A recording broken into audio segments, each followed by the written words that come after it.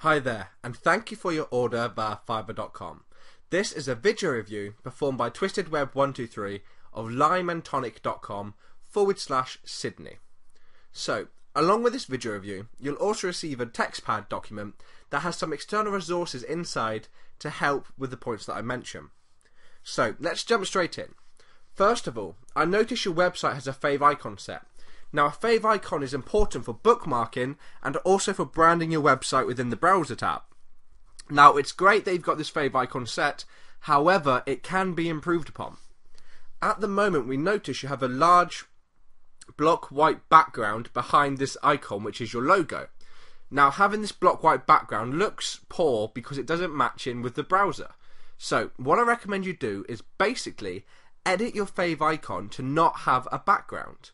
And you do this by using a program such as Photoshop or Macromedia Fireworks, removing the background and saving it as a .gif or .png file, then uploading it to your site over the old file. Next, we come on to your domain name, and at the moment, there's a current issue when it comes to how your website pages are handled. And what I mean by that is, at the moment, I can access the Sydney version via limeandtonic.com/Sydney, but I can also access the homepage directly at index.php. Now, what this means is that basically search engines aren't reading this as two access points to one page. They're reading this as two separate pages entirely with the exact same content. This means your website is ranking for duplicate content on the Sydney version of your site and on all the other versions as well.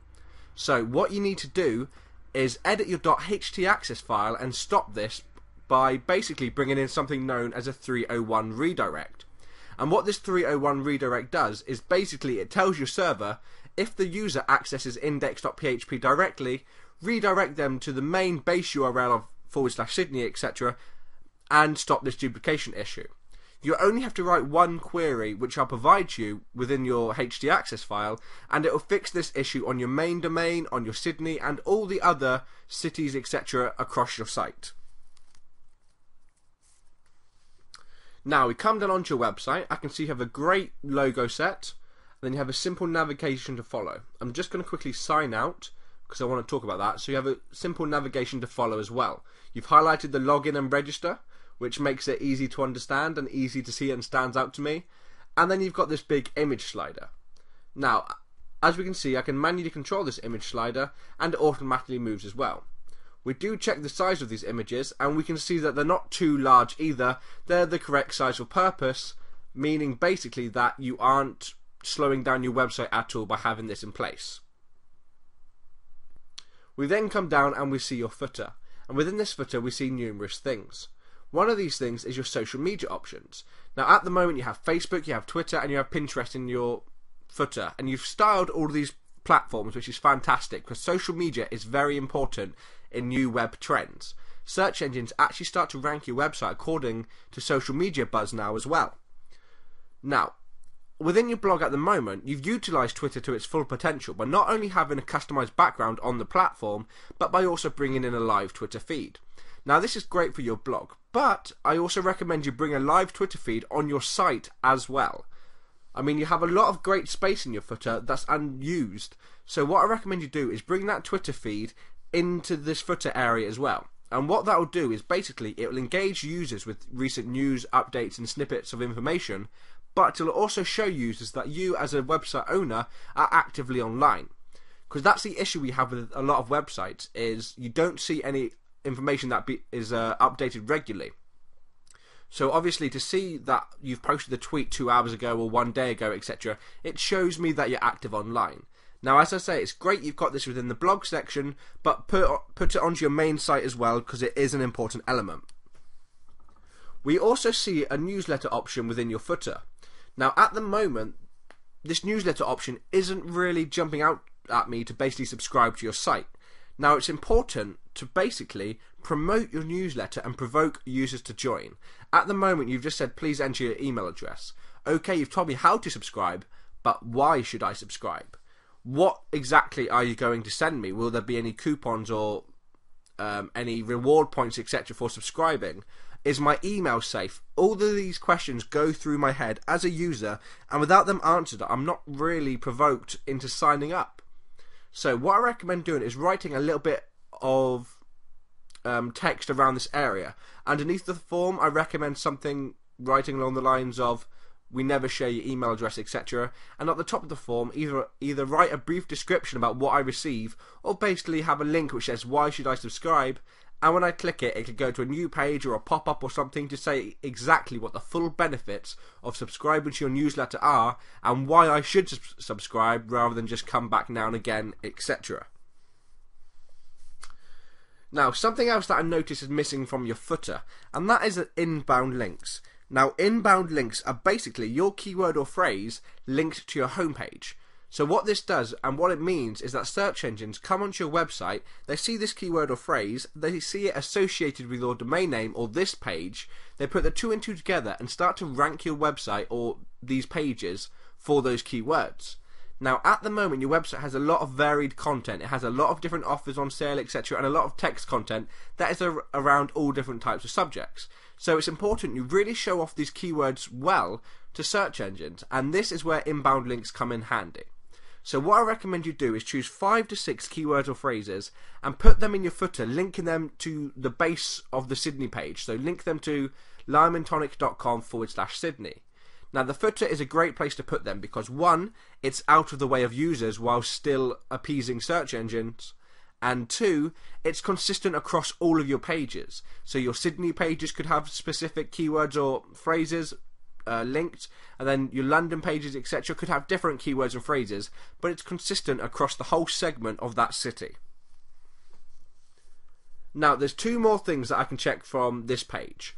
The first one is your 404 page. Now, a 404 page is what shows when I visit a URL on your website that doesn't exist. So, for example, let's go to the URL XX on your website. Now, as we can see, this page doesn't exist, and you've created a custom 404 page. Now, it's fantastic that you've created this custom 404 page, but the message within can be improved upon. At the moment, you're just saying, "Page not found, the page you've requested can't be found, please navigate around." That's fair enough, but it doesn't help you as the website owner. Imagine if there's some links on Google or something like this, you're on a forum, to offers on your site. Maybe they've expired, maybe they're popular, anything like this. But imagine they're on your site and these have now gone dead or expired or no longer, and users are clicking these links and coming to a page not found.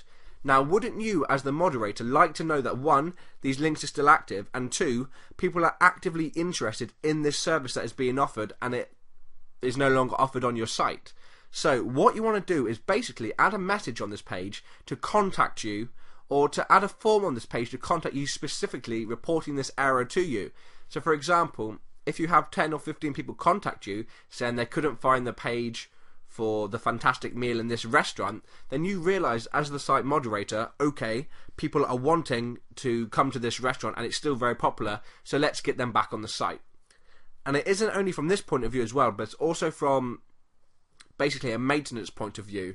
If you ever have any problems with your pages or your database, etc., you want users to report that to you.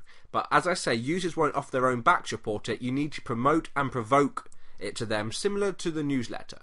So add a contact link on this page, or add a specific contact form to report these errors to you. Now, talking about contact, let's have a look at your contact page. Now, your contact page is very well laid out. The whole of your website has got a very, very nice design to it. However, I see a few slight issues on this page. First of all, you're currently offering the option to Facebook Like. I believe this is your website as a whole and not just this page. And it's great that you've got a Facebook Like script in place, but what about expanding upon this and hitting other top social media platforms? So what I mean by this is bringing in the Like script as you currently have, but also bringing in the Twitter tweet, the Google Plus one, and the Pinterest. You've got them darted around on other pages on your site, so why aren't they consistently on this page as well? The key to usability and design is consistency. It helps users to navigate and understand your website. So you're not only going to add this in to help boost your site on those social media platforms, but you're also going to do it to look consistent and professional. The second issue I have with this page is to do with your FAQ. Now, you have your questions and your answers. However, there isn't really a differentiation between the question and answer. It all looks like one big block of text. So what I recommend you do is differentiate it a little bit. And by this, I mean basically make these questions bold, so we can easily see where the question is and we can easily see where the answers are. Now, this may sound a little bit silly to you because you can see the questions and answers, etc. But that's when you read. At a quick glance, you don't notice this. So if you imagine, at a quick glance, we see a bold question, we can quickly glance and say, right, question about one of our experiences. Yes, that's what I've got. Here's the answer. Rather than not being drawn to it or be able to quickly view it. The third issue I have with this page is to do with this contact form we have here. Now, it's great they've got a contact form directly on site rather than just providing an email address. However, this current contact form has no anti-spam methods in place. So what this means is that bots can come onto your website and pre-fill out random information that is absolute gibberish as they're programmed to do. And then when they've pre-filled out this information, they're submitted to send your form. And as you can see, I've just sent this message. This message is complete spam, but you've got no safeguards in place to deter this. So what I recommend doing is bringing in CAPTCHA. Now, CAPTCHA is a randomly generated image made up of alpha and numeric characters, such as DFT 567. And now, because this is an image, bots can't read it, and they can't understand the characters within, so they can't submit the form. And because this image changes every single time the page is refreshed, bots can't be pre-programmed to understand what the form says, and once again, they can't submit this form. This will really deter spam on your site. Because obviously spam is bad because it takes away from genuine inquiries, but also if you're sending an email from your server to somewhere else, if you keep sending spam messages through, you'll get flagged and blacklisted as a mail sender basically, and this could really affect your website. Now, before I go into the actual workings of your site and the registration, etc., we're going to look at a few other side pages we have in this footer. So, let's have a look at the How It Works page. Now, the How It Works page is very well laid out. You've got the three basic things, which is get inspired, get active, get rewarded, etc. And you've brought images in it, etc. It's all very nice to look at and nice to read. However, this is not the best way to market your website to a user. The best way to market your website to a user is to bring in a video, maybe a marketing video, a promotional video, an advertising video, all these things. But if you imagine, when you're watching something like TV, you watch an advert and you're intrigued. If someone just read out the advert to you or read out the script, you're not going to be as intrigued. You may be interested, but it hasn't got the same effect. So what I recommend doing on this page is replacing this image we have here with a how-to promotional advertising marketing video which basically says exactly what your site does and why you need to be on it. If you cut this in with an actor or actress or professional voiceover with video effects, etc., it can look very professional and really convert people on your site. And not only can it convert people on your site, but if you share this video on social media platforms such as Facebook, YouTube and Vimeo, then you'll see an influx in traffic and conversions on your site as well, because people are drawn in from different parts of the web. Now, the next section of your site I want to look at is the blog section. Now, the blog section, it kind of matches your current theme, so it's okay. I either usually recommend match the theme totally or get very close, and what you've done at the moment works well. We then see Facebook, Twitter in the top, etc., which open in new tabs. It's very important that all external links open within new tabs. We then see you've got the email subscribe, which once again would be nice to give us a little bit more information. We then see that you have the RSS feed here. Now, RSS feeds are very important, and they're important because basically they're a way to update users about changes or new information on your website without them having to be directly on your site. So as you imagine, these are very important and you want users to be easily able to subscribe to them. Now, at the moment, unfortunately, that isn't the case. When we click one of these feeds, for example the post feed, one, not only does it open us in a new tab, but two, we have to select from the list here, which is very limited, and then we have to subscribe. So it opens in a new tab, we have to select from a limited list of readers, and it's overall a 3-click process to subscribe, whereas this can be reduced down to a 1-click process. Now, if you look within inside that external resources document I provided, there's a link to an RSS subscription script which allows users to subscribe directly from the website page via a pop-up. It allows numerous different readers, over 20 readers in fact, and it also still allows users to view the feed like this as well. So, it's not only using your current system, but it's improving upon it, and it will help to improve users connecting to your website via RSS feed, which will once again help with the whole conversions and return traffic to your site. Now, the second issue I have with your blog is to do with your article pages. Now, at the moment, we can see that you just have an article page and you have no related posts. Now, this isn't really connecting with me as a user. The secret behind a great website like this is to create a community vibe. You've got the reviews in place and all these kind of things, but on your blog you haven't. So what I recommend doing on your blog is to bring in a community vibe, and a great way to do this is to allow users to comment on your posts. So simply activate the comments within your blog, and once again add in some sort of anti-spam method such as that captcha that I previously mentioned. The rest of your blog is very well laid out. My only other quick bit of information would maybe be to make sure that all of the footer links are consistent, because they change. They're not the same footer links that we saw on your main site. And secondly, just in the footer here, this writing, the lime and tonic, clashes with the background, so maybe change that colour as well. Now, going back to the main site, we're now going to go through it as a user connecting to your site. So, first of all, we need to register. So when we go to register, we notice that you have a quick registration via Facebook. Now, this is fantastic. Your site works perfect with social media platforms. However, once again, you're limiting yourself by only offering Facebook. There's a lot of different users out there on the web using different social media platforms. And the biggest contrast, I would say, is between Facebook and Twitter users. So, what I recommend doing is bringing in Twitter's equivalent to register with Facebook on your site as well. And this is called Sign In with Twitter. It works the same way as Facebook does. It takes the information from the Twitter account and it uses that to sign up to your website. It's important because then you're basically offering ease of access to the two main social media groups, which is Facebook and Twitter, and you're also offering the default method directly via your site via the enter email address down here below. Now, we're now going to log in because I previously registered. So now we're logged in, and we can see in the header we've used my first name only, which is great. It's a great way to connect with me personally. So now we're going to look into our account. Now within the account, everything's quite easy to follow.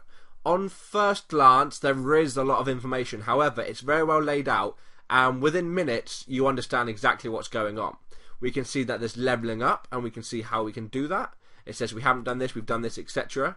We can see then there's the option to share ourselves and share this link. Now currently there's an issue with this link, which is on this page and also on the Your Friends page. And the issue with this link is twofold. First of all, I can delete the information within this link. I shouldn't be able to do that. You should just make it basically a text box that can't be deleted and only copied. The second issue with this link is at the moment, if I want to copy this, I have to click, I have to highlight, etc., and it's all manual. However, what you can actually bring into place is the option that when I click, it automatically highlights the whole URL, and it also copies it to my clipboard ready for me to share. This is a lot more user-friendly, and it's a lot quicker and makes your site look a lot more professional. You might have seen certain scripts like this on things such as PhotoBucket. If you have a look inside the external resources document, I provided a script to show you how to do this. So now, we see the other pages within your account. We can see that you've highlighted the current page that we're moving to, etc.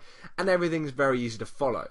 I don't know if you want it to act as a community more and have our own separate profiles, but if you did, I would recommend basically linking these names here to profiles if you want that community vibe.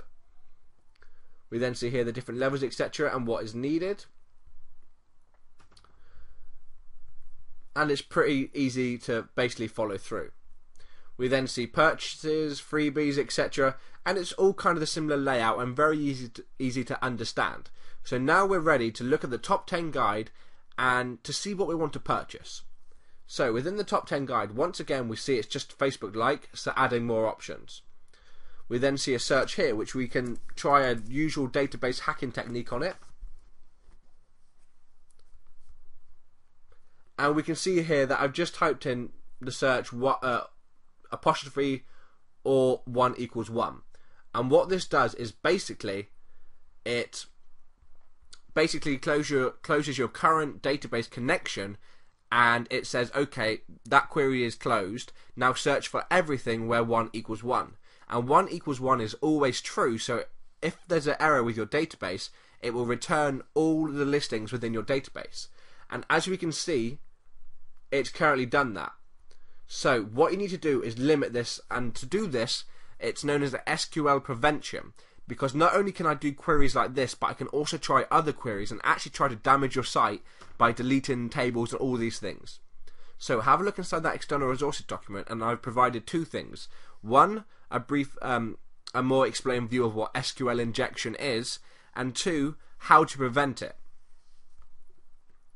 So now we've selected what we want, so we're now going to go to the table for 20 dining for 2. We see the pages are very well laid out. I've seen a lot of websites that offer similar services to yours, and I have to say yours is probably the most attractive and the most well laid out and the most professional looking. So it is doing very well.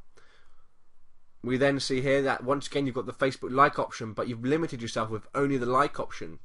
We see that you have these icons next to it, but these are different options. Why have you got the Facebook like here, but then you've got these as well? It's all very confusing. So make sure you stay consistent.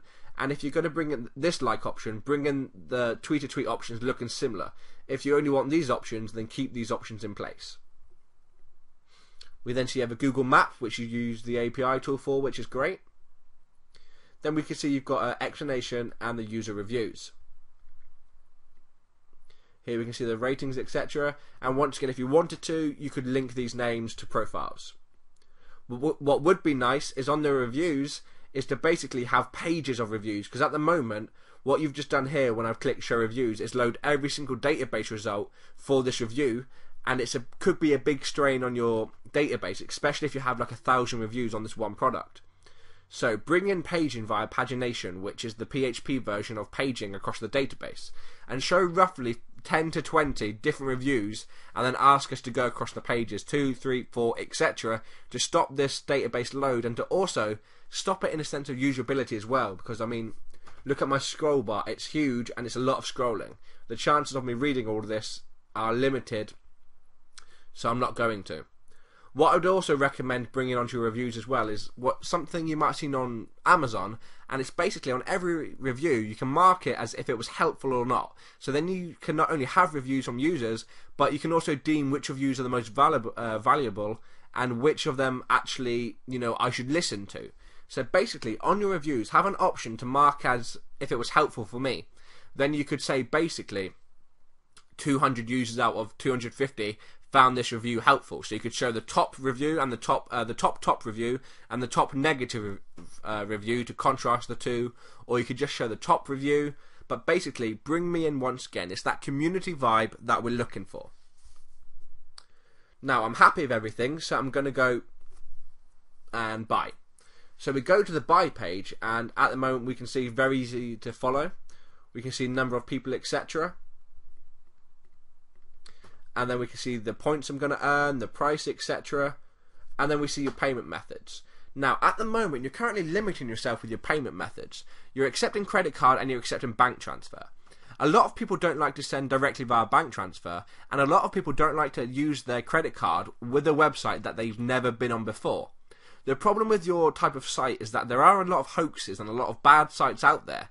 So taking that plunge and being the first person or the first time ordering on your site can be quite a big deal, and users can be quite skeptic and wary. So what I recommend bringing in place as a third payment option is PayPal.